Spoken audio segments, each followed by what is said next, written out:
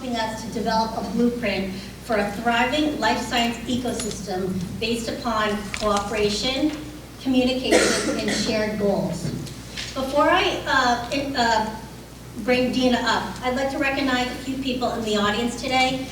Norman Abbott from Rep. Seth Moulton's office, and certain Burlington town officials, Paul Sagarino, the town administrator, Dr. Eric Conti, superintendent of schools, Nick Priest from the select board, Mike Runyon from the select board, and Ernie Covino from the planning board.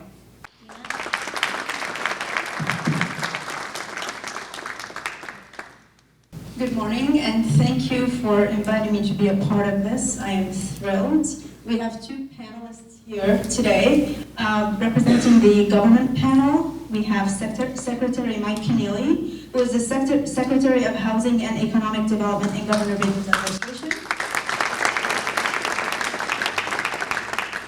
Due to COVID protocol, Senator Cindy Friedman will not be with us today. She's sick. We have Representative Ken Gordon, who is the House Chair of the Joint Committee on Public Service. We have Representative Amy Vargas, who represents Haverhill and serves as the House Vice Chair on the Committee on Economic Development and Emerging Technologies. Representative Donald Wong is not here, but he is from Saugus and is the ranking minority on the Joint Committee on Labor and Workforce Development. Thank you, panelists, for being with us today. I now will turn it to the Burlington Area Chamber of Commerce panelists who represent the industry here in Burlington. I'm going to give you each 30 seconds. I was going to give you 1 minute, but we're starting late and we have to end on time. So you each have 30 seconds to introduce yourselves. I will start with Dr. O'Clair. Good morning, everyone. I'm Jared O'Clair, Vice Provost Research, Economic Development, and Director of Bioinnovation for Northeastern University, located here in Building 5 on the 3rd floor. That was really fast. Andrea Hechavarria, Vice President of Government Affairs and Chief of Staff to our CEO at Butterfly Network. Butterfly is a transformational digital health company looking to change care with the power of ultrasound information. It's the world's first semiconductor-based whole-body ultrasound scanner. Good morning. I'm Kathleen Powers, and it's my privilege to serve as the Vice President for Academic Strategy at the Beth Israel Lahey Health System. In my role, I work very closely with Dr. John G. Szabo to execute initiatives to advance our research and teaching mission, of which Lahey Hospital and Medical Center is a key partner. Hi, good morning, everyone. My name is Jessica Sho. I'm the Head of Talent Acquisition for the Americas with Millipore Sigma, headquartered right here in Burlington. Pleasure to be here. Thank you. Thanks, Jessica. My name is Melissa Totopoulos. I work as the Economic Development Director for the town of Burlington. My background is from a variety of places, but I'm kind of excited here to be here with you to kind of get this conversation going. And so, Dina, I know you wanted to get into it right away. Yes, I do want to highlight that we want this to be a conversation. We want to give our panelists total 15 minutes to give their viewpoints, and then open it up to the discussion and questions. With that, I will turn it back to you, Melissa, and to paint the picture of Burlington, the vision of where life sciences will be and you're hoping for it to be. Thank you, Dina. So, I guess I started working here in Burlington about 3 years ago. And if you can believe it, 3 years ago, the town, even given all the commercial that you see, did not have an economic development strategy, nor did it have an economic development office. It had development. And it was exciting, and I think if those of you who know Burlington's history know back in the 1950s, there was a sense of planning at the time. The freeways were coming in, or the highways, as they call them in Massachusetts, were coming in. I am from California originally, so that kind of always trips me up. But the highways were coming in, and it was an exciting time. And land use in that policy decision was critical for Burlington. And at the time, there were residential houses popping up. But they knew that to offset and kind of support their community, some commercial tax would be important. And so they designated and zoned an area by the freeway. And that's really what we see today. And it's enabled a lot of development, and it brings in now over almost 70% of the property tax revenue comes from that commercial base. Almost 8 million square feet of commercial exists there. But once I came on the last 2 years, what's been happening? Obviously COVID. So now we're in this post-pandemic era that we really need to give a lot more consideration, and we need to engage those kind of mechanisms for planning forward again. And what I'm really excited about in being here, you know, it takes a team, it takes a village, in a town with town meeting, it takes town meeting to come together and make these choices to invest in the future. And what I've observed and what I feel really excited about the future, even considering the market, even considering kind of the issues around, you know, inflation, China COVID supply, and some of these things that, you know, the Ukraine, there's factors out there that we are all cognizant about, that we hear about in the news, but on a local level, there's still a lot of power with what we can do and what we can do for change. And I see that, number one, in investment in infrastructure, number two, in land use policies, and number three, really in investing in our workforce. But as you know, and most of you may know, or I definitely know, being working in the city side of things, one municipality cannot do that alone. No matter how big you are, you cannot do it alone. So you need support from your regional neighbors, you need support from your state partners, and you need support at a higher level, even from the federal government. And so when we're thinking about this, I think it's easy to say, oh, Massachusetts, we're awesome, we got the smartest people, let's kick back, you know, Burlington, we're close enough to, you know, Boston.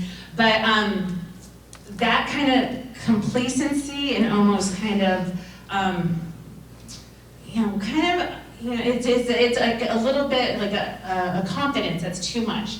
You need to really think, and like the best athletes do, get in a competitive stance. And that's what we're doing in Burlington. We're getting in a competitive stance so we are ready for anything that comes down our way. And I mean that by setting up our land use policies. We started doing that in 2019. I think Kristen Kasner, our planning director, is here now, led that effort with life sciences, making sure that our land use policies telegraph the message that we wanted them here, that we were open for business. So we started with just that zoning bylaw language, super basic, but that is the legal structure for any developer. They return, and we have some of our developers in here, they look to that framework to know what they can and can't do in your community. So we started setting that up. We looked at the infrastructure, what we needed to do with water, electricity. We've invested $25 million in a connection to the MWRA to enhance our water, make it more reliable,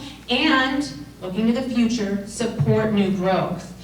Then, we're also looking at kind of the harder things now. We talk about workforce and talent. We're starting, you know, obviously, we see that our superintendent is here. He's here because he's listening to the private sector.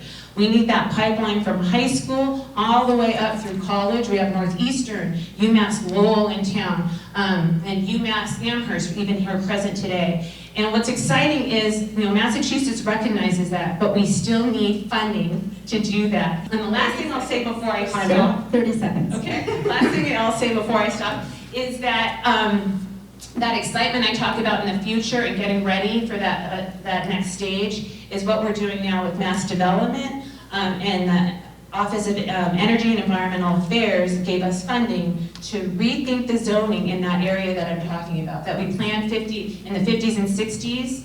Town meeting just gave us a 2/3 vote last 2 weeks ago to move forward on the rezoning of that area, to start thinking of how that can have infill, housing, and be a hub for R&D, beyond just life sciences, but as a hub for R&D. So thank you. Thank you, Melissa. Thank you for drawing this picture for us. Getting into the more industry details. details here and the attraction to Burlington and the challenges that are in the foreseeable future. I will turn it over to Ms. Powers. Please take us through. Sure. I think all of you know that Leahy's been a member of this community for over 40 years now.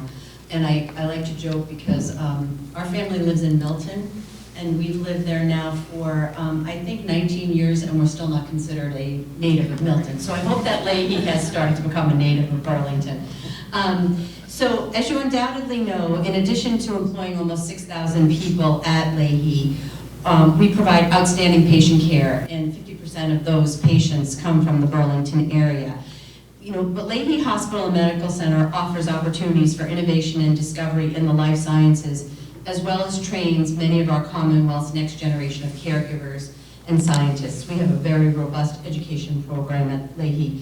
But let me tell you, Leahy is very bullish on life sciences in the suburbs, as is our parent, Beth Israel Leahy Health, and in particular this suburb.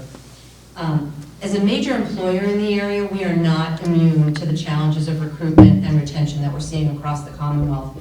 Probably the most important priority of Beth Israel Leahy Health at this moment is to fill the vacancies we have across the system and prevent turnover in all types of positions, caregivers, researchers, and administrative staff. I know we're talking more sort of life sciences and researchers today, but I think everybody understands that without nurses on the floors, we cannot provide for patients. And it does become a real crisis for all of our healthcare systems, healthcare institutions in the Commonwealth. So at BILH and Leahy, we continue to make investments in market competitive salaries and benefits. However, access to reliable transportation, ease of parking, and reasonably priced housing remains a great challenge to our current and future prospective employees. We lose people that train with us to other parts of the country, to much more attractive packages and much easier ways of living. And after the turmoil of the past few years, we need a revitalized workforce pipeline to educate the next generation of caregivers, in particularly in the nursing professions. We all know it's becoming increasingly harder and more difficult to get to work in Eastern Massachusetts and more expensive to live here than in other parts of the country. And as I mentioned, we see that everywhere from administrative staff right up through the physician scientists. With more and more life sciences companies looking at Burlington, and as Melissa talked about, the ease in which the town is working to help bring more industry to the area, this area becomes a much more desirable place to live, learn, and work for those that want to pursue careers in the health sciences fields. And then you can probably understand that as a health system, we look to share our talent and look for synergies across the system. This year, we're working to extend our Tech Ventures office resources to Leahy Hospital and Medical Center, to the research that goes on there, with the thought that we can move some of these, accelerate some of the discoveries of novel therapeutics and medical devices from the bench into the commercial field and then to the bedside, which most importantly to us will impact the care of patients, care and comfort of patients. And it's exciting to see the growth of technology and the welcoming of Burlington to the biomedical and biotechnology companies in proximity to LHMC, which will make it easier for us to increase our industry partnerships in support of this patient and care and comfort, not just with the Leahy, but with our sister institutions within the BILH system. And finally, we are excited about the prospect of a regional medical center campus of the UMass Chan Medical School at Leahy and introducing that next generation of medical school students and prospective physician scientists to the area. The UMass system, like Northeastern University, provides an incubator for ideas and a wealth of opportunities for collaboration across educational campuses as well as with life sciences companies. So that's why we're bullish on life sciences in this suburb. And I will turn it back to Dina for our next speaker. Thank you, Ms. Powers. I will turn it back to Dr. O'Clair now, who will discuss the need for investment to keep Massachusetts to keep its competitive edge. Yeah, thanks, Dina, and good morning again. First of all, let me start by briefly saying the life sciences are here in Burlington. and we're excited for that, and the surrounding towns of Woburn, Billerica, Bedford, et cetera. And want to give a shout out to our elected officials and the Baker administration and Patrick administration previously for really investing in the life sciences. We wouldn't be here as a state today without that investment. And like Melissa said, an interesting part of that that I've noticed over the last several years is that the rest of the country and the world looks at Massachusetts and goes, you are the best, except for maybe California, because they try to claim the best, but yeah, right, exactly. But the problem with that is the federal dollars, when we apply for grants to expand the life sciences in the state. I mean, I just applied for a Build Back Better Regional Challenge grant and lead a coalition called BioConnects New England, which is about leading out the innovation from Cambridge and Kendall Square across the rest of the state in New England, in particular in the manufacturing sector, biomanufacturing. Essentially, the Department of Commerce told us, you were Massachusetts, you had an uphill battle, you basically weren't going to win anyway, but good for playing the game. But, you know, so that means we need further state investment. The Life Sciences Center needs to be reauthorized in the coming months and years to really continue that. I'm not going to use a sports analogy, I'm going to use a garden analogy. If we don't continue to water the garden, and it's going to get weedy, and the flowers are going to wilt and die, and what happened during the Silicon Valley bust that happened right here on I-95, and they all went to Silicon Valley, will happen again in the life sciences. I think, too, the other thing that I want to really emphasize is in that the life sciences are here, it's all based on partnership and collaboration with the government, with industry, with Leahy. One of the beautiful things about the Innovation Campus here in Burlington for Northeastern is it's all partnership-based. We have large companies, we have small companies, we have academics, all co-located here to drive innovation. You know, one of the key, everybody knows Northeastern for the co-op, which we all should, but really doubling down on experiential learning and workforce development, that's what I do here. All day long, every day. Actually, right now, Mass BioEd's apprenticeship program that we help deliver the education on are upstairs in my lab learning how to be biomanufacturers with partners in industry across the state, and really thinking about how we can expand those apprenticeship opportunities with labs like mine and others, as Secretary Heiser mentioned yesterday at the launch at STEM Week. This is STEM Week, if we didn't know, so super excited to be doing this during STEM Week. But also thinking about how we can, you know, upskill, reskill the workforce.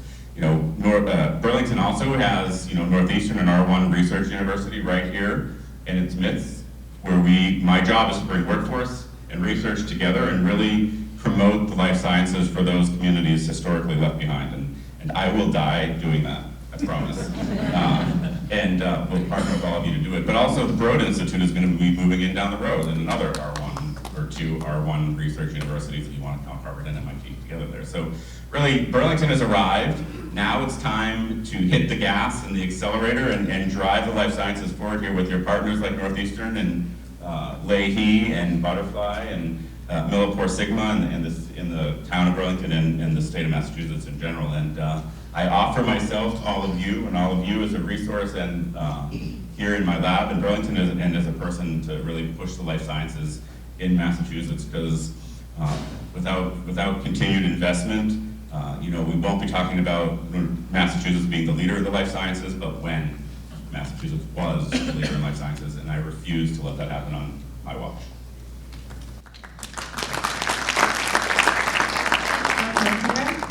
I will now move it to Ms. Echeverria, who is from Butterfly, and they just opened their headquarters here in Burlington. Please give us your perspective. Thank you, and you pronounced my name so beautifully. Usually it's like, what is that? How do you pronounce it? But thank you. So, Andrea Echeverria, Vice President of Government Affairs and Chief of Staff to our CEO. I think what I wanted to do was just take a minute, really introduce Butterfly and who we are, our excitement about coming to Burlington. I think that's really important because it will highlight why this area it's been here for a long time. There's been life sciences here for a long time. We know Millipore has been well established here, but I think it will really highlight how companies like Butterfly that are really, we call ourselves digital health, not more traditional med tech, right? We split right down the middle. We have some of the most talented software engineers here at Butterfly, and then we also have people coming from more traditional med tech backgrounds to fill us out. And when we, I'll take a minute and talk about Butterfly and then talk about, you know, how we ended up here in Burlington. So Butterfly came out of an incubator right around 2011, 2012 by a very well-known healthcare entrepreneur, Jonathan Rothberg. He's very well known for putting things on semiconductor chips and bringing them into the 21st century. Butterfly is the world's first semiconductor-based whole body scanner, meaning now for the first time you could scan the whole body with one probe. And we make it easy by leveraging artificial intelligence, cloud technology, so that now for the first time you can bring imaging really anywhere. And what we're really out to do is to bring the power of ultrasound information into any care setting. So whether you're at one of our most renowned hospitals, Beth Israel, or you're at a rural clinic in Western Massachusetts, or you're in a rural village in sub-Saharan Africa, you have the power of medical imaging now. And that's the power of Butterfly. We decided to move our headquarters here to Burlington. We did a nationwide search. Some of you may be familiar with this. And Butterfly lit up on the map because of the technology that's here, because of the talent that's here, from a more software background, tech background, to a more traditional med tech background. And that's why we picked Burlington. Rick Parker with the Chamber, the Mass Life Science Center, the Baker administration, Representative Gordon, everyone has been so wonderful to Butterfly. It has been an incredible resource as we've gotten our feet settled here. And we're thrilled to be in the area. And I think the panel today, you'll hear from some challenges and things that we think we can improve on, some opportunities for improvement. But I didn't want it to get lost in the shuffle that we came here to Burlington because of what is here. And we're excited to grow here. Our space has room for about 275 people. We have right around 100 employees in the Massachusetts area to date. We're at 500 employees total around the globe. We have presence in California and in Taiwan, and then obviously here in Massachusetts and in New York City as well. So we really are looking to change the paradigm of care so that sometime in the future when you go to the doctor, they pull out the Butterfly out of their pocket like they'd be using a stethoscope. You now have a window into the body to see exactly what's going on with you, and how does that change care, and how does that improve outcomes, and how does that lower the overall cost of care. We are changing the future of medical, we are looking to change the future of care by training the next generation of medical students. So we are partnering with medical schools across the country. We're in a top 100 US health systems, so that the next generation of healthcare providers know how to use a Butterfly. So that's why we're here. We're looking forward to the discussion, and we're happy to be here. Thank you. I will now turn it to Ms. Sho, who is from Millipore Sigma, who selected Burlington as their headquarters as well. Hello. Hi, everybody. Good morning. I can only echo what everyone on the panel has already said. Again, Jessica Sho for Millipore Sigma. Burlington is really important to Millipore Sigma as a vibrant life science and technology organization. Burlington also houses our M Lab, one of 8 labs across the globe. Attraction and retention of talent is very important to all organizations, especially in this day of age, right? And so how do we continue to attract talent to Burlington? But maybe even more so important, right? How do we continue to retain the talent that's in Burlington when new students or employees, right, or potential candidates are considering their curiosity and looking around? There are so many organizations in Burlington, including Millipore Sigma, that are hiring. How do we make sure that the housing and the transportation and the things that are important to candidates are all here and available so that curious minds continue to choose Burlington for their next destination in their careers? And that's what's most important to Millipore Sigma with Burlington. Burlington has a great population, it's a great community, and we love being in Burlington. But we want to make sure that candidates also feel that way and continue to choose Burlington as well. So that's why we're here, and that's why we love Burlington. And I can just echo what everybody else on the panel has already said. So thank you. Thank you, Jessica. So to recap, we have Burlington is really now a life sciences hub. We have arrived, as Dr. O'Clair has mentioned. The 3 topics or the 3 challenges that we are facing today that we need to really think about Our workforce, transportation, and investments. That's really what you've heard from this panel. And I would argue that this is a challenge not just for Burlington, but for Massachusetts as a whole in this sector. But because Burlington is on the map, we are also seeing those challenges. With that, I would like to open the floor for discussions, questions from the panel. All right, I'll tell you what, I'll start off, I'll turn it over to you guys. We didn't discuss the batting order before we began. But I want to start off, first of all, by telling this. I'm really honored to be here on this panel, and I want to tell you a little bit about the panel, which is to say that I'm going to start with Representative Vargas. He serves in Haverhill. He's the Vice Chair of Economic Development. Many of you have seen in the paper that Haverhill has its issues right now. They're going through a teacher strike, and he's working night and day to try to bring the parties together to resolve that. Despite that fact, he's here with us because he cares. He cares about economic development in this state and in this region. And really, I think a round of applause to Andy for actually taking the time. He told me yesterday, he said, I made a commitment. I told him, I get what's going on. And he said, I made a commitment and I will be there. And he's here, so I'm really grateful. With respect to the secretary, I just turned to him, I said, what's this about the 10th time, 6th time, maybe 16th time that you've been here since you've served as Secretary of Housing and Economic Development? And he also cares. He's our neighbor. He lives nearby in Lexington. And the fact that we're all here together is evidence of the fact that this is Massachusetts. And so from a structural government framework, we work together to find the best solutions to our problems. We don't discuss who had the idea first. We don't discuss whether there's a R or a D or maybe an I after a name. We're here to solve problems, and we're here to work together to do that. And it's really been my honor, pleasure, and I've been excited to work with Secretary Keneally now for 8 years as in his position as Secretary and as Deputy Secretary before that. And we've had a great partnership with the administration, not just a good partnership, a great partnership. And so I'd like another round of applause for the Secretary.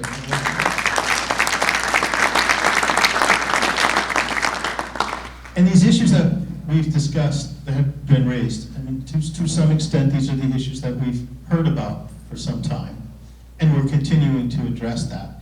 With respect to, and one more thing, when you mentioned transportation, investment, housing is another key issue that we've got to address. I'm pleased that we were able to support Governor Baker's, the administration's idea on housing choice, which allows for municipalities to address zoning on a majority rule rather than a 2/3 rule, and that we now have a law in place that addresses MBTA communities and providing opportunities for housing. And Representative Vargas was a champion of that. Housing along public transportation routes. Our MBTA needs to be addressed. Our public transportation needs to be addressed, as well as our roads and bridges.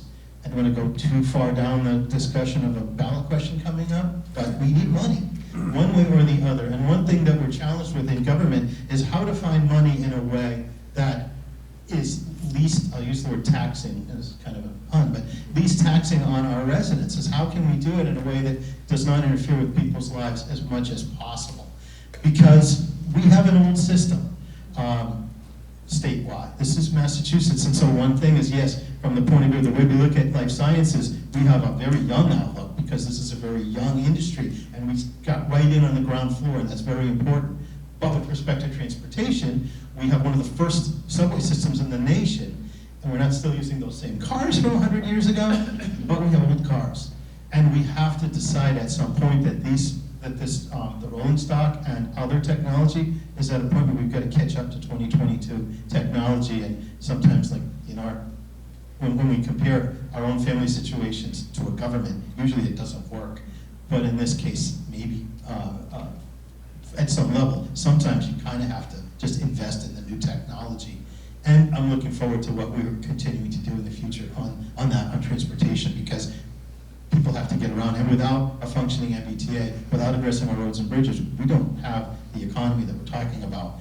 We're aware of that, and we'll continue to work on that. This last point, is the investment in life sciences. I've been so proud in the 10 years I've been serving, to have each year, pretty much, or each session, authorized additional funding from Mass Life Sciences, and the administration has used that money so wisely in supporting our life sciences industry.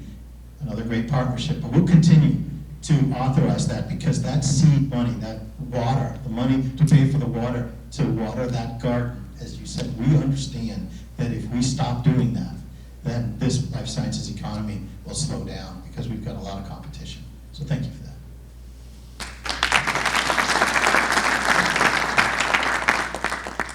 Representative, thanks so much. Appreciate the kind words. It is great to be with everybody here today. Great to be back at this facility. I am a repeat visitor. Always nice to be here. Well, first, thank my fellow panelists. These are two pretty important folks in my world. Rep. Vargas has been an incredibly important partner and thought leader in trying to solve our housing crisis. So deep thanks and appreciation for that. And Rep. Gordon, on economic development issues and housing generally, has been a terrific partner, as he said. He's also my state rep. So one precinct in Lexington in the last cycle. So two terrific legislators and partners, and always great to be with you guys. And our panel on this side of the room, always just, I'll reflect on some of the thoughts you had to offer, but you think about who's here today: business, academia, government, the healthcare system, and as the representative said, we're a very collaborative state. This is how we get things done. And it was great to hear your stories of growing and expanding across the Commonwealth, and of course in Burlington today. I really do applaud what Burlington's done in terms of making the investments and the commitment to be a life sciences hub, if you will. And that's really important both for the town and for our state competitiveness overall. So it's a good discussion. Let me just maybe lead off with kind of what we tried to get done in the life sciences industry and the Baker administration, then offer some reflections on the comments made. But it's our view we've got to do three things in life sciences. One is remain on the cutting edge of R&D, to push the science as far as we can, make sure we're a global innovation hub always. The second is have regional growth around the state, and have life sciences not be an opportunity just for Boston and Cambridge, but all over Massachusetts. And the third is make sure we've got the workforce of today and tomorrow, because we can't have all this growth and development without the workforce to facilitate that. And so we've made now, since the start of the administration, $180 million in capital grants towards R&D, $86 million in tax incentives to help companies grow within Massachusetts. And by the way, 80% of the jobs created by those happen outside of Boston and Cambridge. We made $29 million in grants to create 4,000 internships and apprenticeships for Massachusetts students, getting young people involved in the industry early on in their careers and their academic careers. And then $10 million in STEM capital and teacher professional development grants for our middle schools and high schools. So trying to address this issue of advancing the R&D, advancing regionalization, and growing the workforce in a number of ways. On some of the comments we heard already, I love the comment about remaining competitive and not being complacent. I will say, sometimes as I travel the state, you hear a little bit about Massachusetts exceptionalism. And we are an exceptional place. And I always like to recount that before I got into government, I spent about 19 years in the private equity business. And I traveled, by my count, to 40 states. Met with 1,000 companies in their place of business. And my conclusion from my travels was twofold. One is we really are the best. But the second is we're not alone. And there's a lot of places to build a business and make a life in this country. And we've got to be competitive every single day. We got to maintain our lead, grow our lead, and have that competitive mindset. So I love that comment. The idea about the suburban markets being right for life sciences, I couldn't agree more. If you look at really every region of our state, I always say, go through an exercise, picture yourself standing in the seaport and looking west. You've got Kendall Square in the North Shore and south of Boston, Metro West, Middlesex County, Worcester, Western Mass. Life sciences is all over the place, and that's how we want it. So the idea that we have regional hubs around the state for life sciences is really important. The issue of federal funds I thought was interesting. We've had some of that dialogue in our office around, I imagine the feds may approach the problem similar to ways we do, that you want to invest where you're strong already, but also you want other places to be able to grow and participate in life sciences. So I don't envy the task in front of federal policymakers, because I'm tasked with some of that myself. But we will always encourage the federal government to think about investing where we're strong already as a country, and that, of course, is Massachusetts. And on the life sciences reauthorization, we reauthorized the Life Sciences Center back in 2018. It's got plenty of runway the next couple of years. I would expect the next administration will take the further step of reauthorizing that, recognizing how important life sciences is to our state. And by the way, not just important to the state, but important to the country and the world. You think back about the pandemic, in a lot of ways, the world looked to Massachusetts for answers, our innovations in testing, vaccines, and therapeutics. This was an inspirational time to be part of the life sciences in Massachusetts. The final note I'll offer is around housing, which, as Rep. Gordon mentioned, others have mentioned, right now, just to be frank, is a major competitive disadvantage for Massachusetts. And in a world where talent is more mobile and people are rethinking where and how they want to work and live, the fact that we have today the 4th highest housing cost in the country is a major competitive disadvantage. Now, I've been here almost my entire life. I think 47 of my 54 years I've been in Massachusetts, born and raised here. And I was surprised to learn when I became the housing secretary that in 1980, a house in Massachusetts cost the national average. I was surprised because I always thought for all of our incredible attributes that we were always just a high-cost place to be. Not true. Not that long ago we were average. Today we're number 4 because we've had a 30-year fall-off in housing production.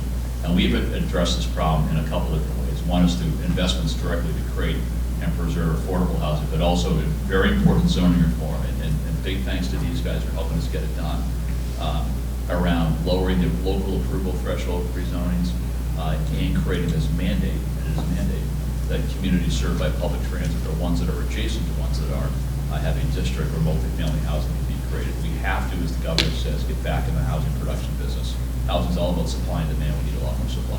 Thank you.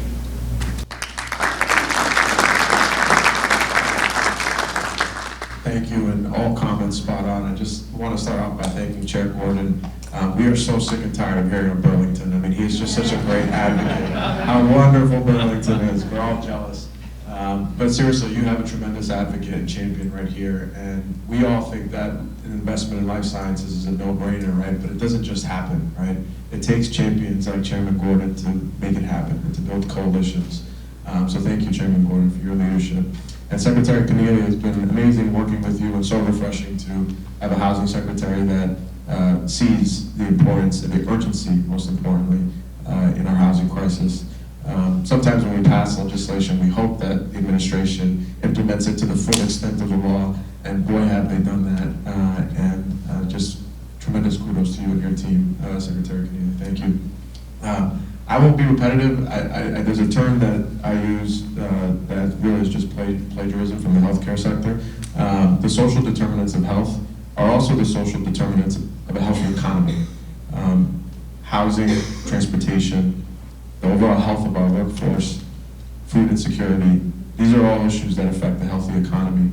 And I think the fact that we have the private sector singing the same tune is hugely beneficial to us as we go and advocate for these core issues for our constituents. On housing, there's much of what we talked about already, but the economic development bill, which hopefully we can still get done, does have several incentives and more progress on housing. HDIP is in there, and several other programs as well that can help us produce more housing. But we need you guys to help us address this culture that still exists out there, that housing is somewhat of a burden on certain towns. No.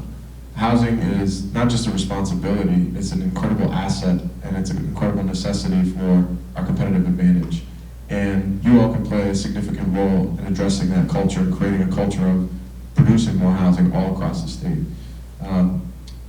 Lastly, I'll just touch on another issue that Chairman Gordon has been a tremendous leader on, is childcare.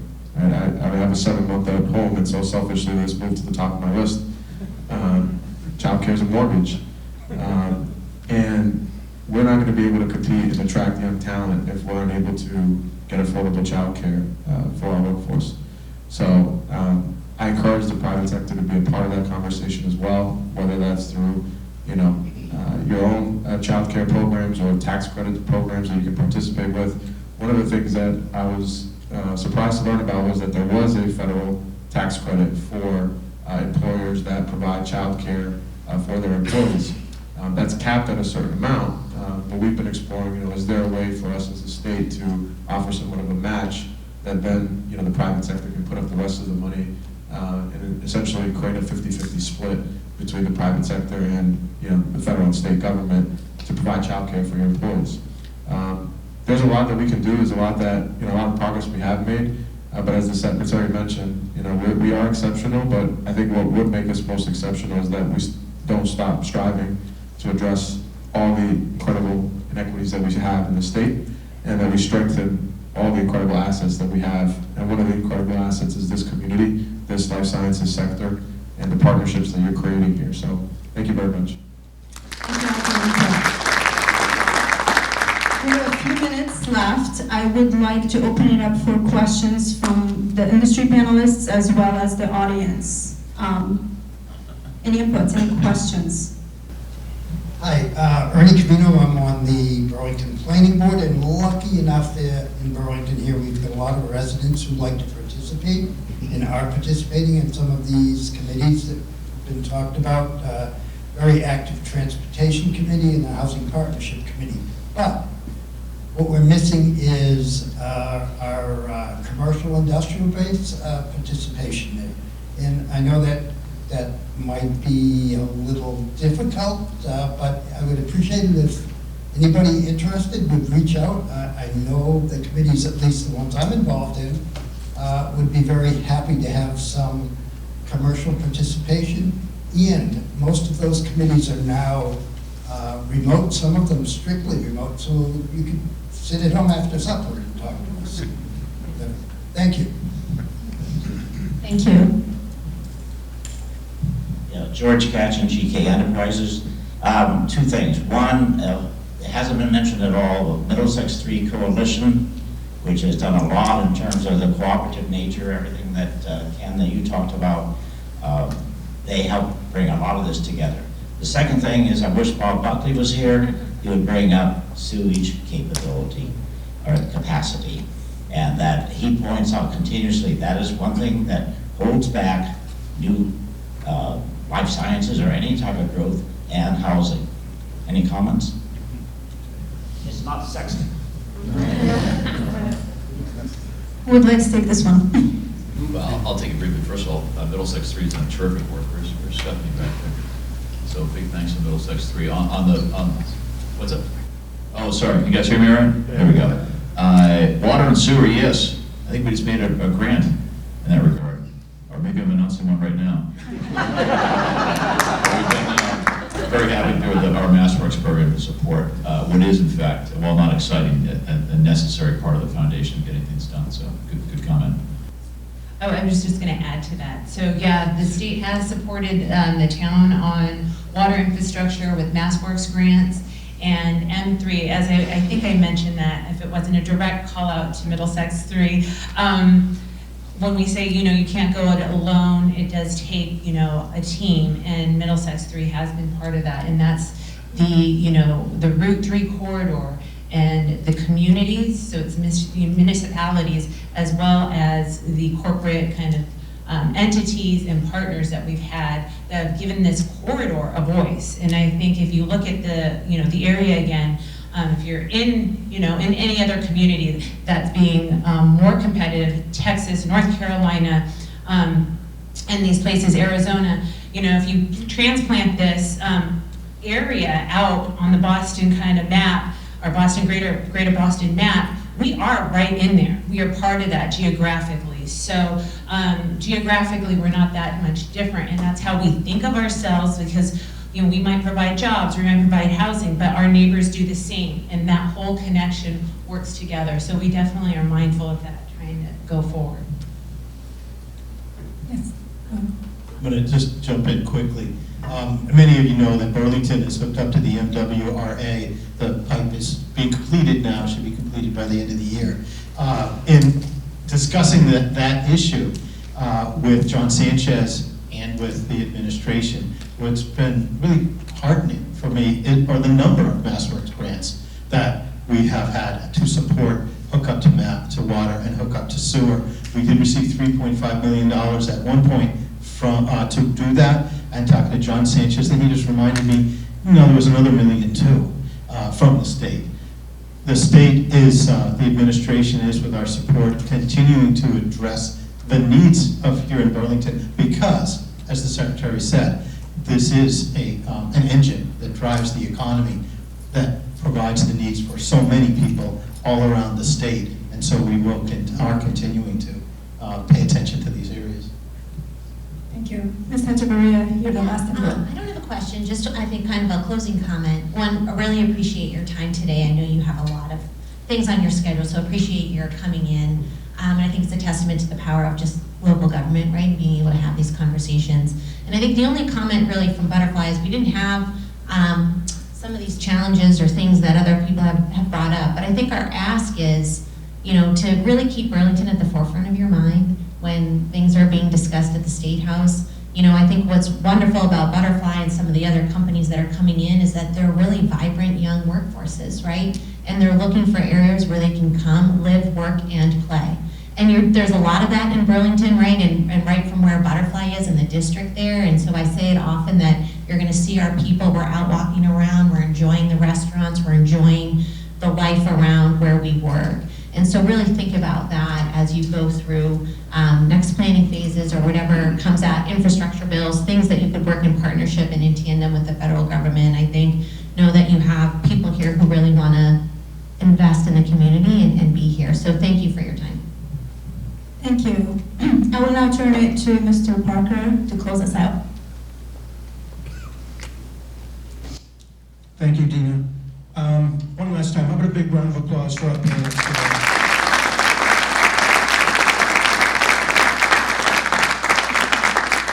I can say that we've had a great relationship with our legislators and with Secretary Keneally, always answering the phone, always being there, always willing to be part of the conversation.